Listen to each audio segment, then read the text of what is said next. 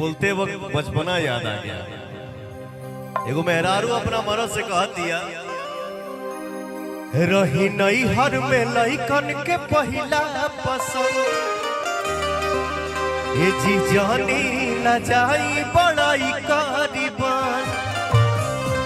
रही नई हर में लइकन के पहिला पसंद, ए जी जानी न जाई बड़ाई कारीबान।